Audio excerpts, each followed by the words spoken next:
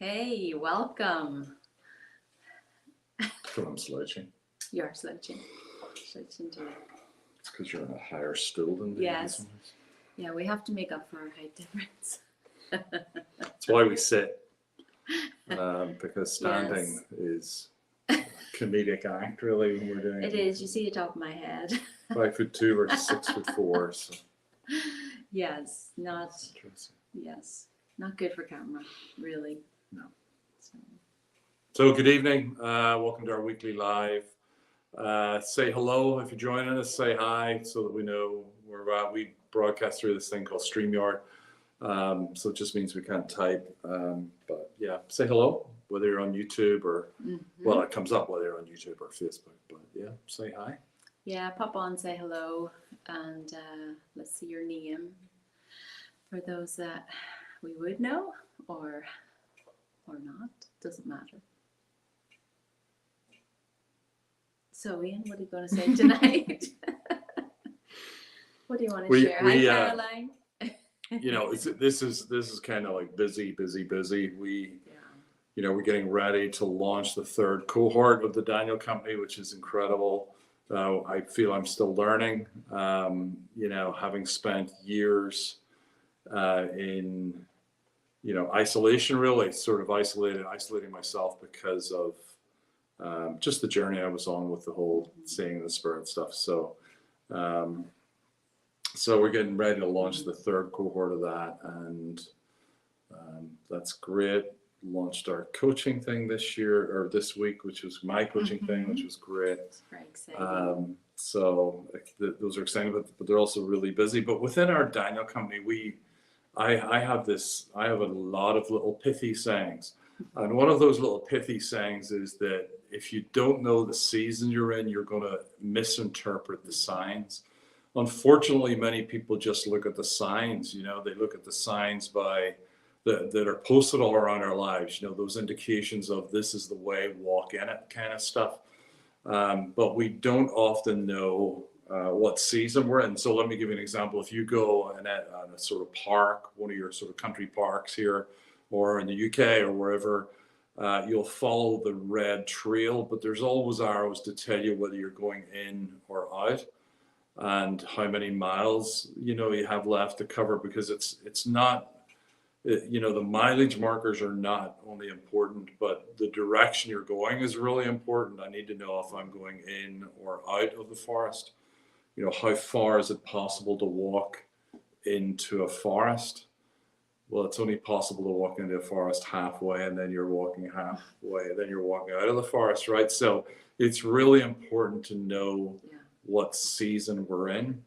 I don't think we're out of that season at the minute, but we're certainly have been in a season where if we weren't absolutely convinced that God has us here, all the signs that appear would be to, move us out of here, out of Southern California. Instead of, they're actually signs of, a James chapter 1 nature, which is, your faith must be tested. Because in the test comes this unwavering, belief in that this is what we're going to do, that our faith produces perseverance and all that kind of stuff. So it's just really important to know the season you're in. And of course, that's for us as individuals. It's for churches. It's for businesses. It's for whatever your sphere of influence is. But it's also in the United States. It's like, well, what is what season is the United States in? And I believe that the United States is in a season where we're trying to understand what the heck is going on. That may have been for 3 years, it may have been for 30 years, it may have been for 50 years. I don't know, but there's definitely, the insecurity of the shift of a season. So do you think we're in a seasonal shift, prophet woman?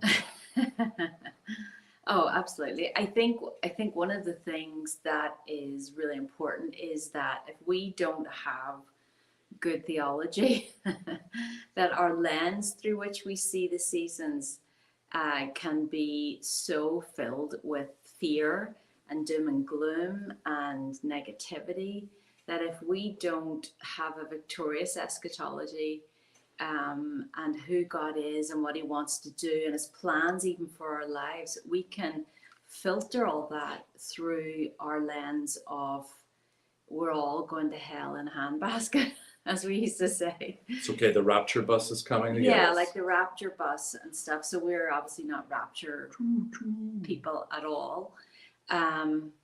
And that, that's good. We like being raptured, though. We love being being raptured with his presence. That's the only rapture I want constantly, is to be in an ecstasy of rapture with full devotion of Jesus, to be gazing on him. And and we're all allowed to have our well, maybe you're not allowed to have, but we certainly want people to have their own opinions, but rapture theology is not ours. Yeah. And so when we see things, happening and changing and seasons shifting, there is definitely, I would say, a purifying and bringing and a real challenge, I think, to the church to I think we are holy. We are a holy people.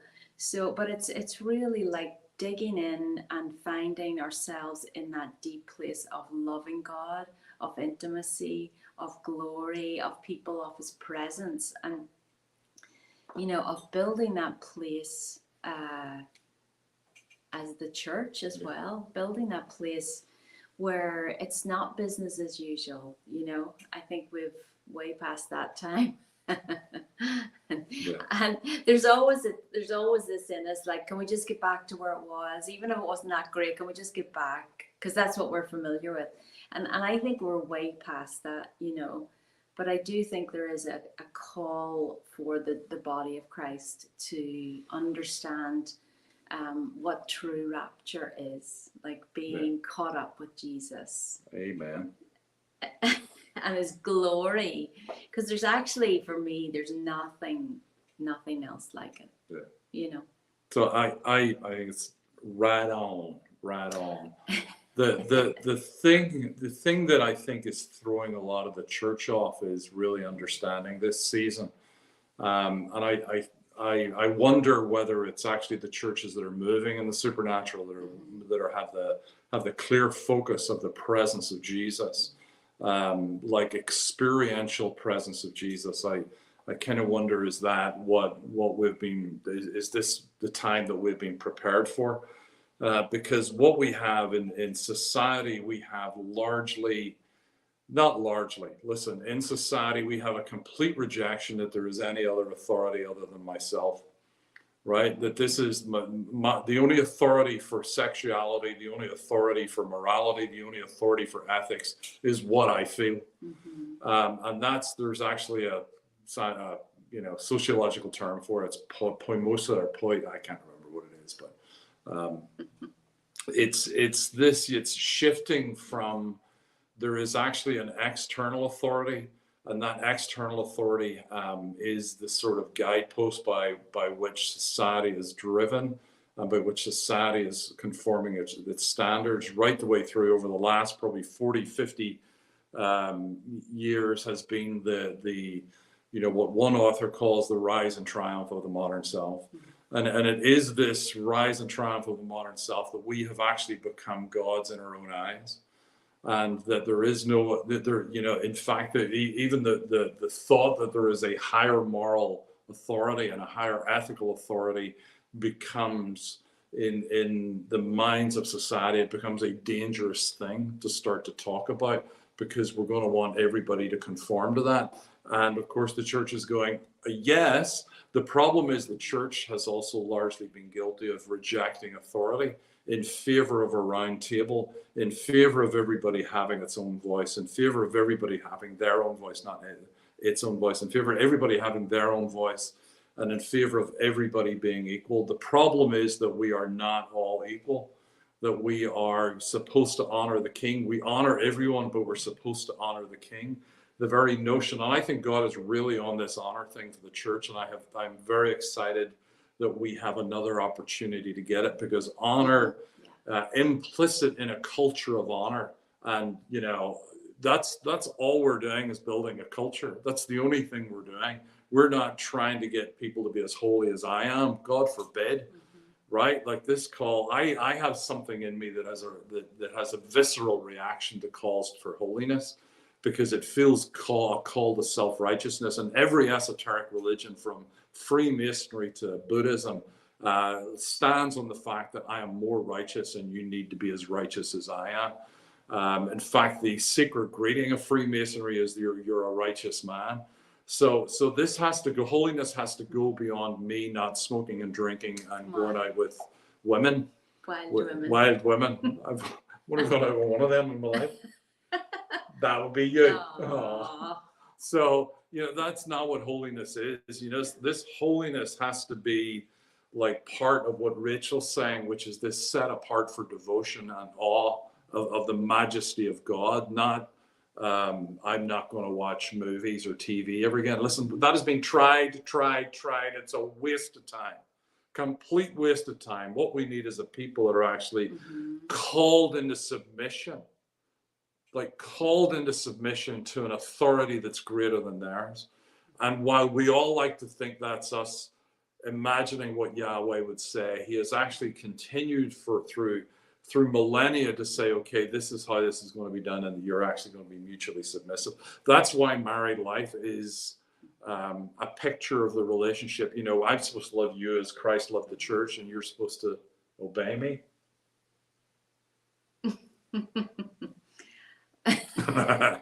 Right, but it is supposed to be this outdoing each other with this submission thing, because we recognize there is an authority above us.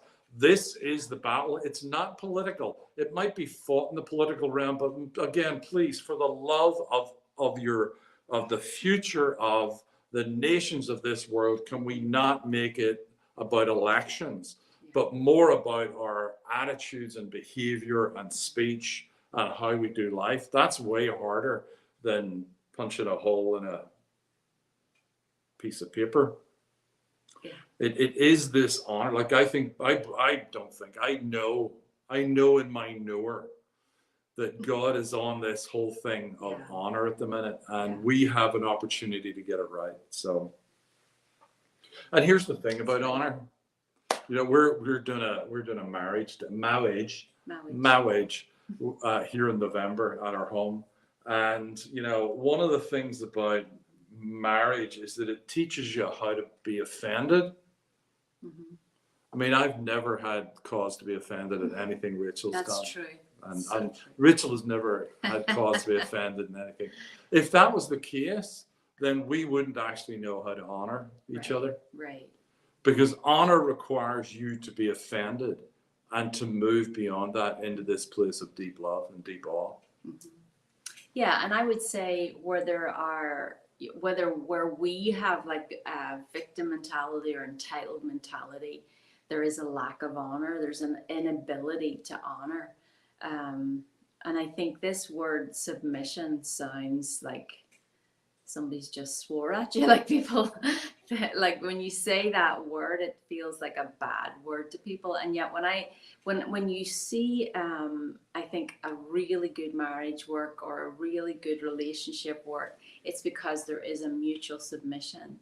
There is a humility that is there, and always not an abusive way or in any way, but just a submitting to each other, Yeah, if you're in an abusive relationship, get out of it. Honestly, I give you permission to get out of it. Walk away. This is not about submitting to an abusive relationship. No. Or a leader, the hope or that they're going to change. Yeah, if your leader is abusive, spiritually abusive, emotionally abusive, then get out of it. Go find. You have plenty of options. Go find somewhere. But just to be clear, abuse is not saying no. Yeah. Right. Abuse is not your senior pastor saying no. This is actually Pastor's Appreciation Month. And you can send all your notes, which is amazing. You can, tell everybody how amazing your pastor is or pastors are. But here's the thing. Send them some money. Do me a favor and send them some money. That's actually the root word. The Greek word for honor is like well, what's the monetary value you put on this person? Like, dig a little bit deep and actually honor them, and so that they know that you're honoring, whether it's $100 or $1,000 or $100,000, whatever it is, just lay that down and honor them, because again, scripture says that where your treasure goes, your heart will go there also. So if you want your heart to be around your leader, sow into them. Yeah. But yeah, I think I think it is this. I think it's recognizing the season. The season we're in is it looks like we're talking about, women's rights versus abortion, pro-life versus pro-choice. It looks like we're, pro-religious. It looks like all these things that are, two sides of the thing. But what's really going on is the removal of an external authority, and actually replacing the external authority that we would say as God, as the church we would say as God, and replacing that with how we feel and how we vote and whatever the government says. And I'm not advocating for a theocracy by any stretch of the imagination. I don't think, again, the answer is how we is what we believe, how we behave, way more than what political party we go for. Yeah, it's a good word. It is. Honors everything. It's so hard though. It is hard because it's not as hard as the alternative. Right. Like, honestly, it's not as hard as living like without any blessing in your life.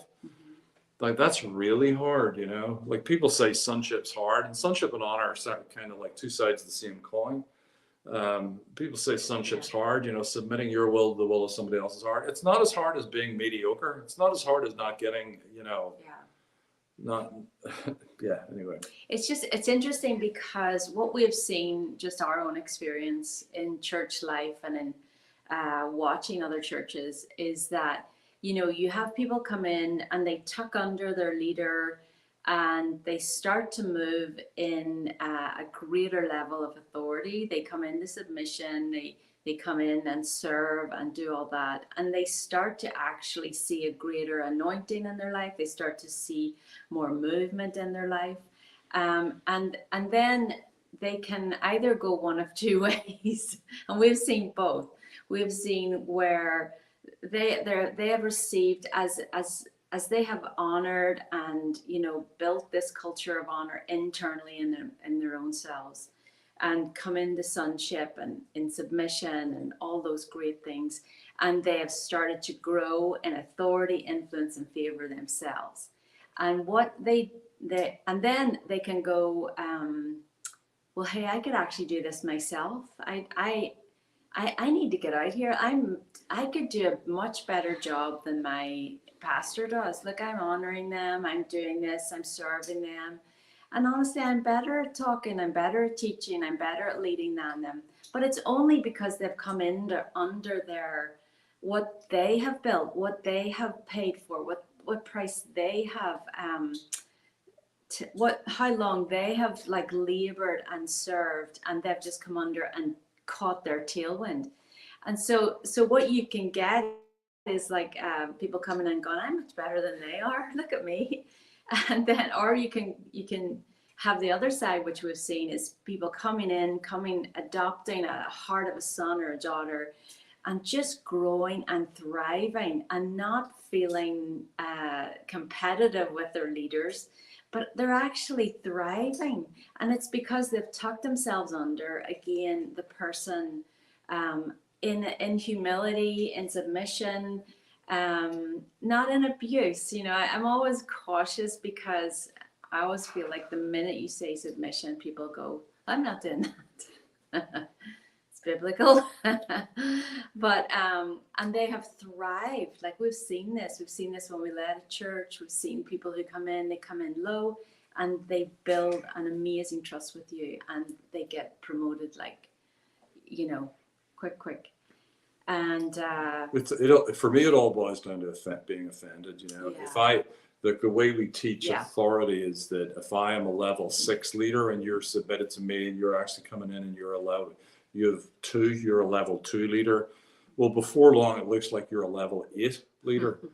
And you might start to look down on me because I'm only a level 6, but the minute you go off on the side, you're back to a level 2 again. So what you get when you're submitted is actually you get all my strength plus your strength, which Yes. looks like you're incredible. Yes. And that's what we don't understand about authority is that, and submission to authority.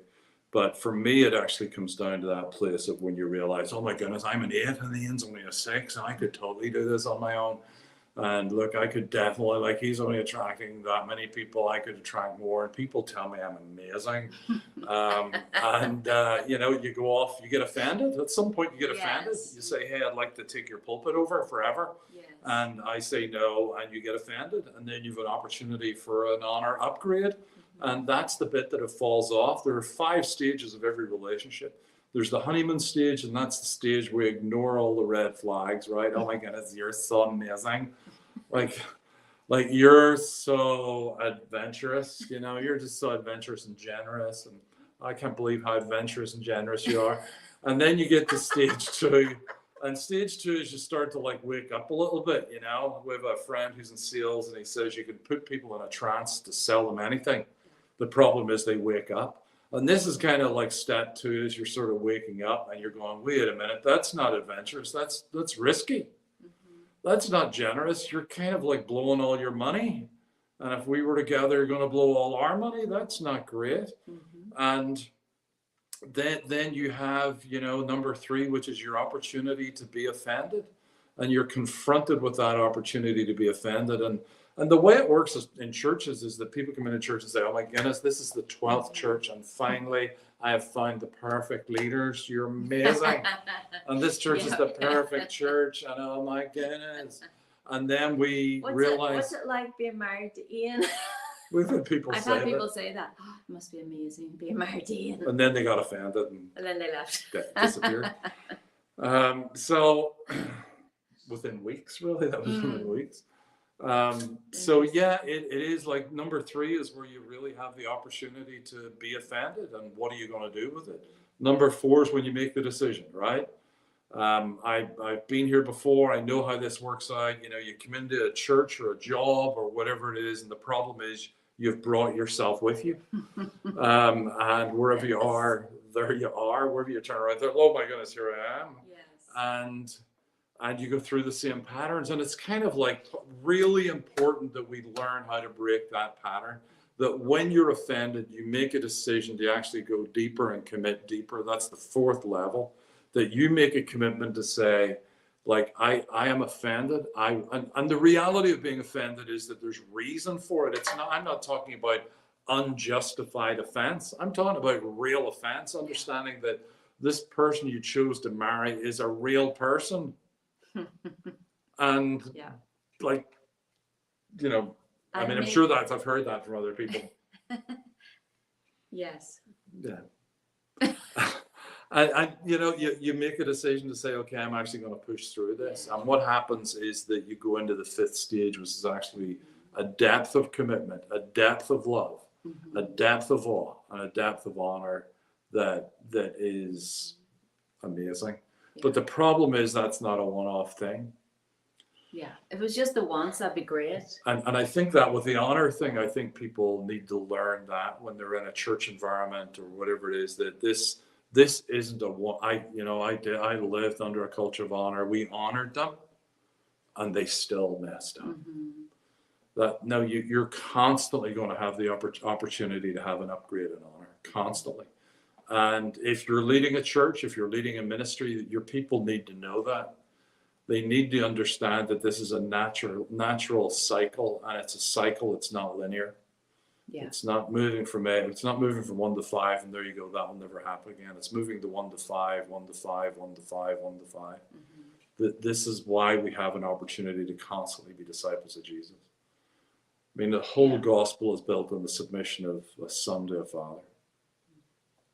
And I actually don't think they were out of sync. I think we're told that because that's what it's all based on. That's what this kingdom thing is based on, is the submission of a son to a father. Yeah. And when it's, you know, it's such a beautiful thing. And I honestly think like that's why people, I think it's core to who Bethel are. I think you see it played out. You see the culture of honor. It's not a culture of easy, or it's actually more a culture that actually involves a lot more conflict, but you have conflict knowing you're actually going to resolve it. You're not going to leave. You're going to stay in the room, and I think the fruit of a healthy culture of honor is there's really nothing like it. It's incredible to watch and to see the fruit that comes from a culture that has built this place and space, and I think it's very rich, very, very rich. And if you look at the time that we're in, and certainly here in the US, but even as we travel back to the UK, it's no different. I'm sure it's no different in Australia, New Zealand, any of the Western countries, that we're in a culture of dishonor. Yeah. Like you know, I don't know if you've ever tried to merge from an on-ramp into a highway, and there's always that one person that speeds up to be offended at you. You know what I mean? There's someone that will actually speed up just to get offended. Not to help you or anything. They're actually speeding up so they can be offended. And that feels to me like the culture we're in. Everybody's sort of really looking for opportunities to be offended. Yeah. And I think that will not serve us well. It won't serve the kingdom well. And rather than getting into a sort of 10 or 15 year dip, I think it's incumbent on us as watchmen on the wall, not to say the enemy's coming, but to say, hey, this is how we're coming. This is how we're going to show up. This is how we're going to actually, you know, I mean, there's something. I mean, I think it's constantly the culture, I think the culture we're in blames everybody for how they're feeling. It's like everyone is responsible for my bad feelings. And the culture of honor is, well, you actually get to be in charge of you, and you get to decide how you're going to behave, how you're going to respond. So you don't actually have to respond offended. You don't have to do that. You can actually be really good internally. You can be joyful. You can be in a great place when your external is very difficult. And that's something you cultivate. But I think the culture that we are in outside of the church is one that loves offense and is like microscopic over people's offenses, and the more faults they can find, the amazing. That's a gift of discernment. That is not a gift of discernment. No, it's not. It's not. If you're listening to this, that is not a gift of discernment. No, it is not. It's not. Don't even get us started on that one. I was just being facetious. So. That's a whole thing. Yeah, I'm speaking next week at Beach Chapel here in San Diego, and I am talking about elemental spirits. Sweet. So we might share a little bit about that next week. We might share a little bit of a follow-on on our elemental spirits. Someone said they're so offended.